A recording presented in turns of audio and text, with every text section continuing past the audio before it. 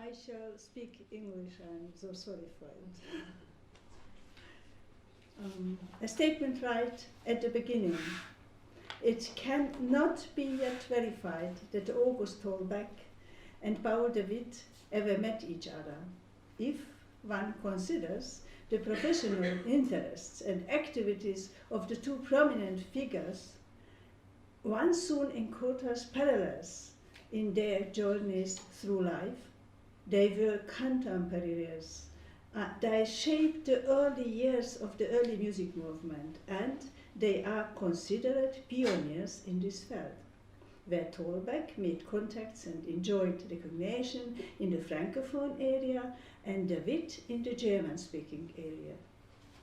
This presentation focuses on the beginnings of a period when the search of seek out the sonority and instruments of earlier times began. I represent you some of the key players in Germany, and the most prominent among them, Paul de Witt of Leipzig.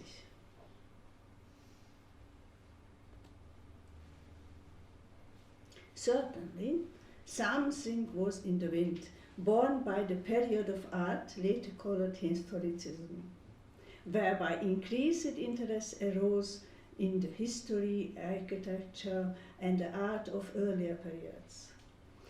One reached back to older stylistic directions, especially in architecture, and combined them, and the old times also were taken up through furniture and other decorative items, and staged in public spaces and the residences of affluent citizens. This reached its climax 1870s and 1880s. A new chapter was also opened in historical scholarship and lexicography. Likewise, it's also a time when many historical societies and museums were founded. The new style was omnipresent and spurred the enthusiasm for collecting. Countless private collections arose, including those of musical instruments. The interest of historical sounds also manifested in these early collections, finding a permanent home at conservatories and music societies. I refer here to the genesis of the collections in Paris, Brussels, Vienna, Berlin, Rome, Florence, etc., etc.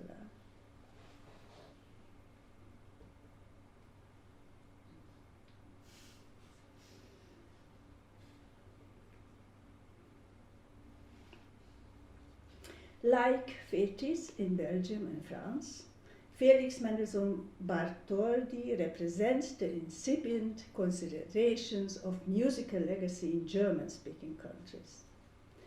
The revival of the Saint Matthew Passion in Johann Sebastian Bach is considered a milestone. The special concert took place on March 1829 with the Berlin Choir Society and brought back Bach into the public consciousness as a composer. However, the people of Leipzig hardly devoted themselves to historic performance practice, but rather to science. Scholars such as cantor of St. Thomas, Moritz Hauptmann, and the organist of the St. Nicholas Church, Karl Ferdinand Becker, collected all sources and also performed them. In 1850, the interest in early music acquired its first institutional form when Hauptmann, Becker, and others, and also the composer Robert Schumann and the music publishing house Breitkopf and Härtel founded the Bach Society. They set about publishing a complete critical edition of the Bach's work, which should serve for concerts. Since 1875, there were regularly Bach concerts organized and there were also big discussions about the instrumentation and instruments itself. At the University of Leipzig as well, an interest in early music and historic instruments was awakened, and the persons entrusted with the theory and practice of music, Oskar Paul, lectured in the 1860s and 70s on music of antiquity and the Middle Ages, as well as on the forms of modern musical arts, and published a book on the history of piano.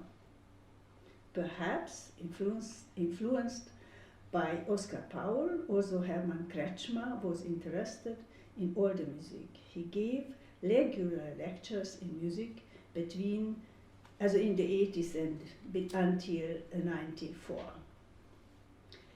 Kretschmer was involved in founding the new Bach Association and also wrote several articles on the interpretation of early music. When Paul de Witt came to Leipzig in 1879, the city already had tradition in the field of early music.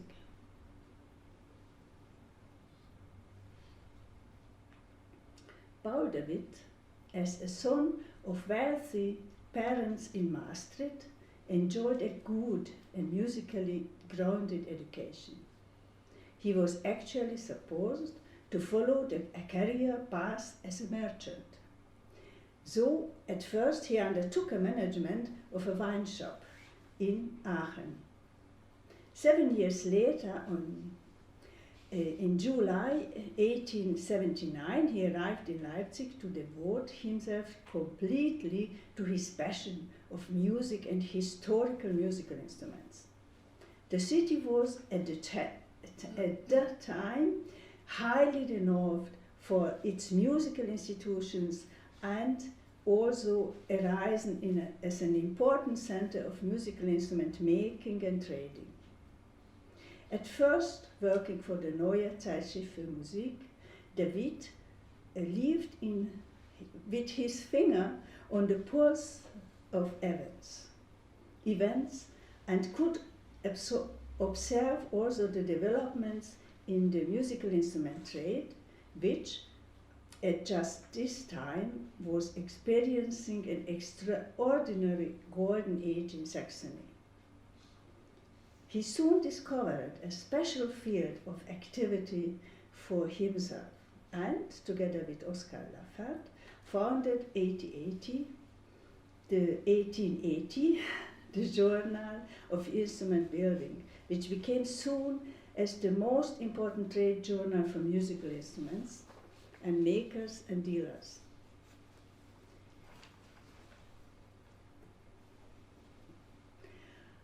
His love for music and his passion for historic musical instruments became de Witt's purpose in life.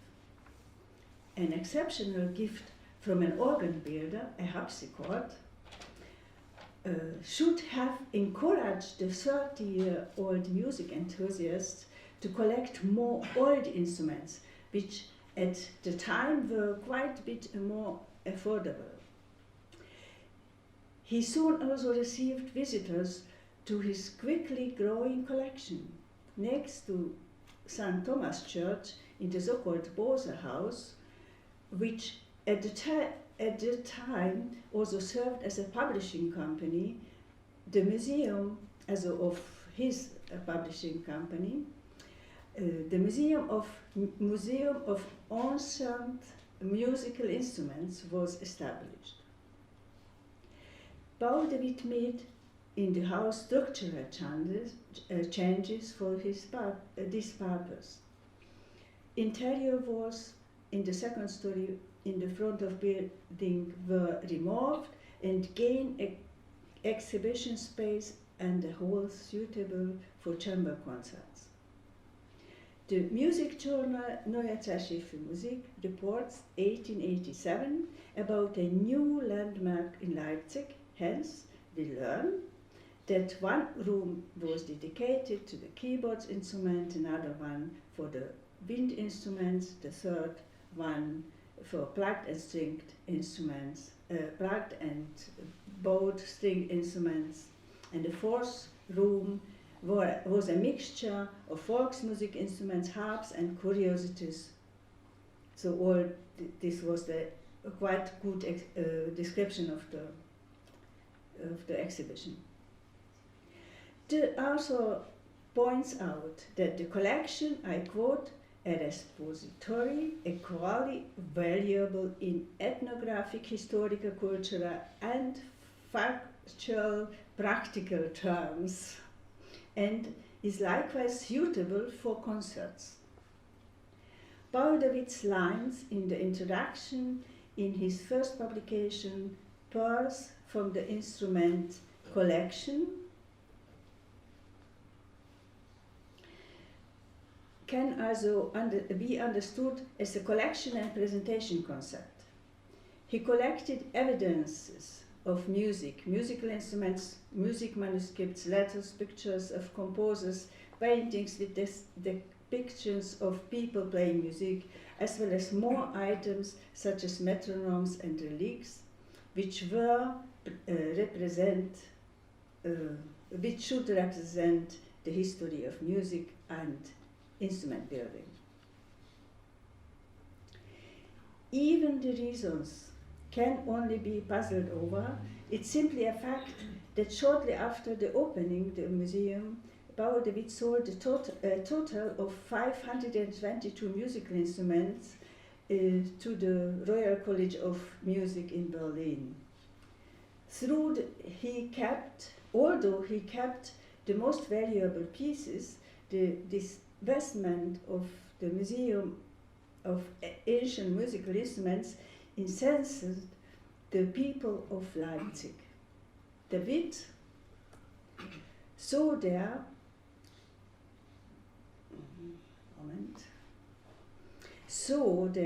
were numerous old musical instruments on the market, and he was confident that he would soon have a new collection, as he received, I quote, an offers from churches and palaces, from monasteries and workshops.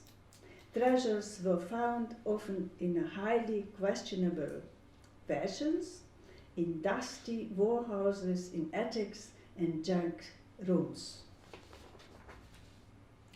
Further extensive journeys led to Italy, the Netherlands, Austria and France. Paul David appeared at 1892 Vienna Music and Theatre Exhibition with a gigantic sculpture consisting of over 100 instruments, flags, banners and carvings removed from old organs, 10 meters high and 8.5 meters in width.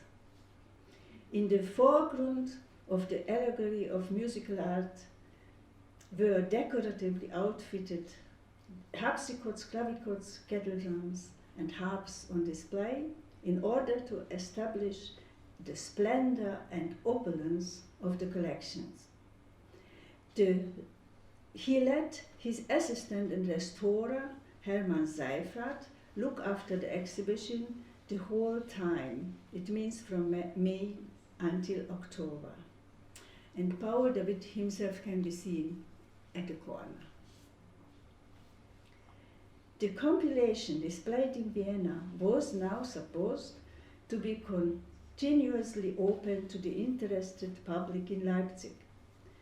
So the instrument collection in a new arrangement was reopened in the public on the 7th of March 1893. One of the highlights was when the King Albert of Saxony visited the museum and attended to the historical concert of the opening ceremony.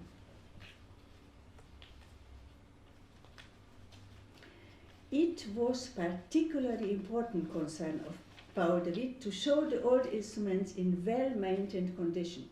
Before exhibiting, David had a musical instrument examined by specialists who handled the smaller necessary jobs, such as cleaning or replacing strings.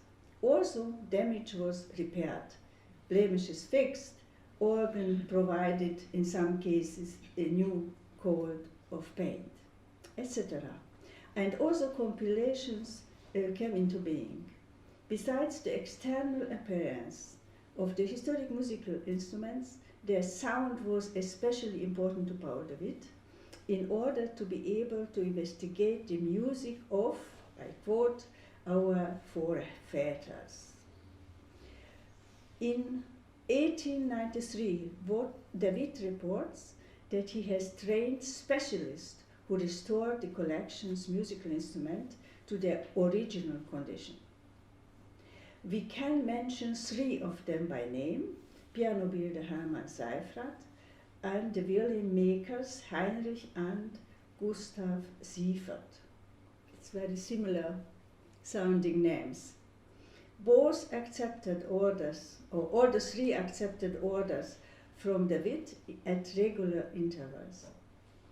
Seyfried, also the piano maker, can be considered as one of the first restorers of musical instruments employed by a collection.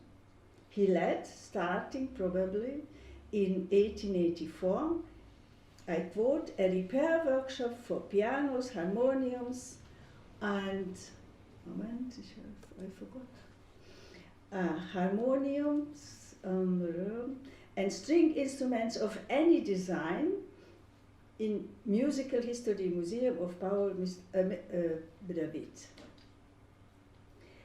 His duty was, as de Witt formulated, I quote again, to breathe life into the silenced witnesses of an earlier world of sound, and to maintain to the awakened instruments. Numerous musical instruments, lutes, harps, bear his repair notes, von Seyfried, written in pencil, and occasionally also the details of which parts he made new. Let me mention only one example. He repaired a lute by Joachim Tilke. His note can be read in the lute, neck, top, and back box, newly made by Hermann Seyfried, 1897. For the reconstruction of the back box, Seyfried took a lute from the de Witt collection as a model, the lute by Thomas Edlinger in Prague. 1721, it means the lute was later made than the Tilke one. Seyfried also worked for foreign collections. Thus he came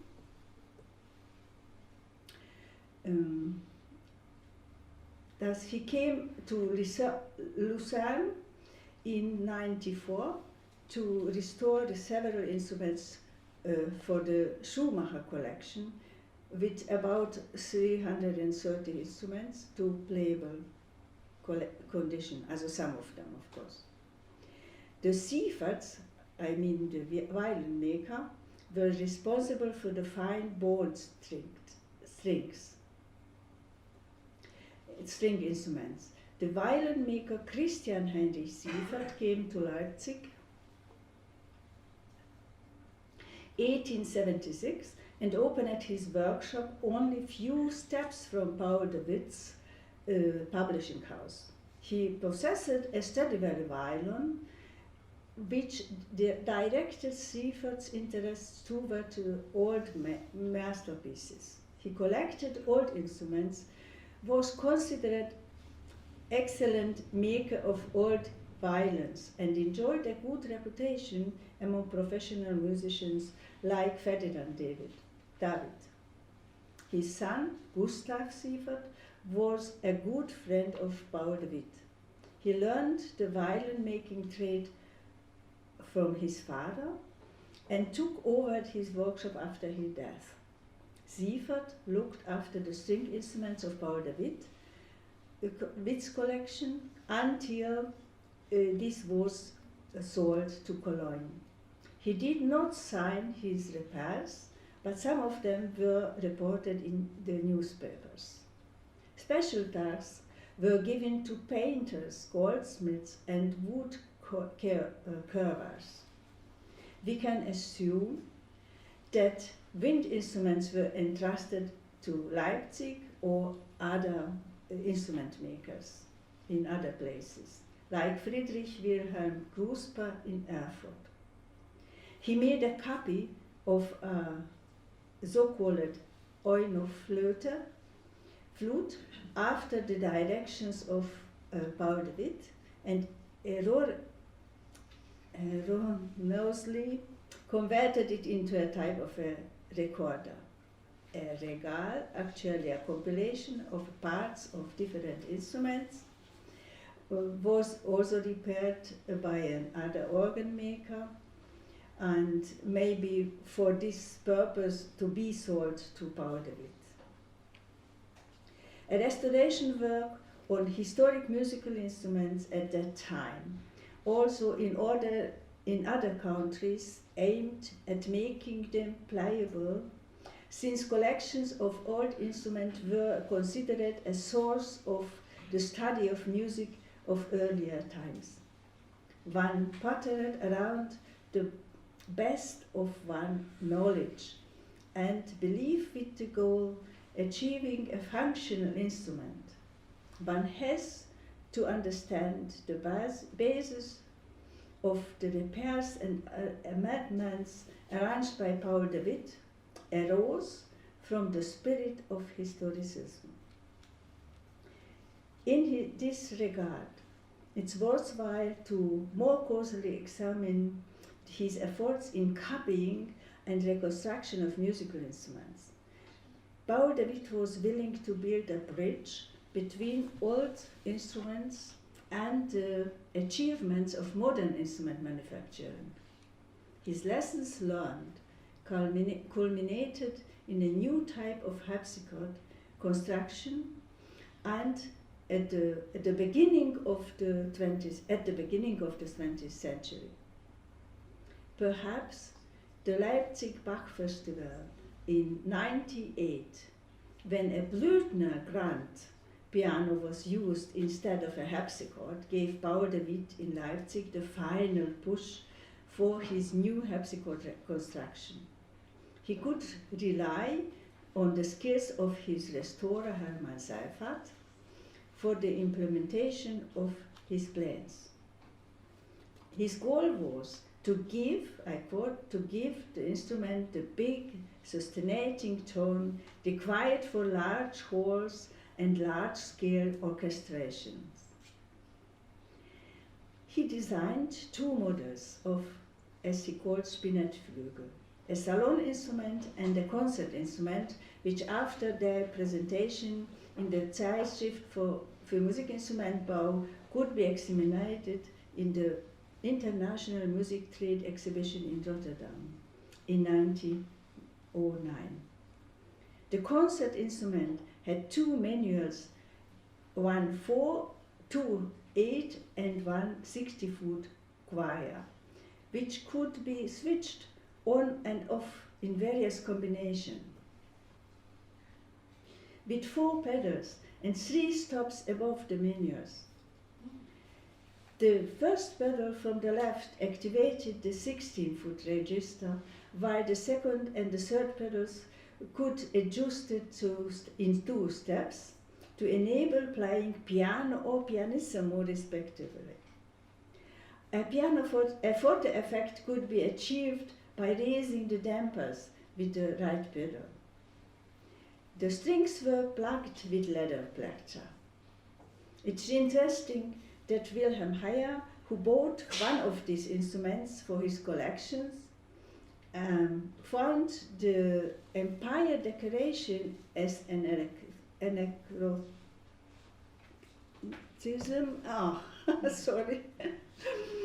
And they made plans to remodel it into a Louis XVI style. as it was said, to the golden age of the harpsichord. Instruments of this type survived in collections in Leipzig, Vienna, and St. Petersburg. By the end of the 19th century, copies are so-called reconstructions of historical instruments had been made in many countries, like England, France, Italy, Germany, and so on and so on. They were in particular linked to important collectors like Charles Mahignon, inventor and journalist or organologist, and later became the first conservateur at the Musical Instrument Museum in Brussels, and who had good contacts to Paul de Witt. One should mention Arnold Dolmetsch in London and so on, but we discussed it already. More than 100 years later, the early days of musical instrument restoration and alterations being made at the time to originals, as well as to the beginning of construction of copies for concert purposes, are an exciting research topic for organologists. They document the late 19th century knowledge and understanding of restoration concepts, the interpretation of early music and its instrument. Concerts and demonstrations. The exhibited instruments of Paul de Witt's collections were regularly performed on tours and concerts. He not only collected early instruments for nearly 30 years, but also played them and encouraged other people to do so. There are photographs of him playing the moment. Yeah. Then I conclude. So, yeah, it's a big material. So I will just show him as he gives several concerts in Germany and also abroad, playing instruments. And we have also programs, but a very good one from this opening for the new museum. So we know what was played and how it was played. And I wanted to show you this photograph, and you would say, oh, it's an old historical concert, but no, it is not a real concert. It is just a family photo of the friends of Paul de Witt. It was taken in the garden, as you can say, but the instruments are from the collections, really.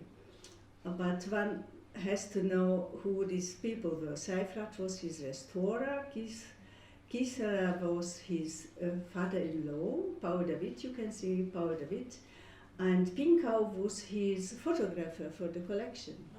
So this is a family photography. I think one has to consider that to make a photograph at that time, it took 10 minutes.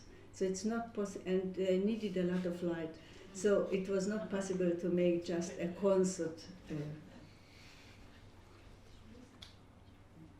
And he was an important publisher. I mentioned already one of some of them, but Zeitschrift für Instrumentenbau. His pearls, very nice, in color. Geigenzettel, also these signatures for violins, and the very well-known books of addresses of instrument maker. It's very important sources. Thank you for your attention.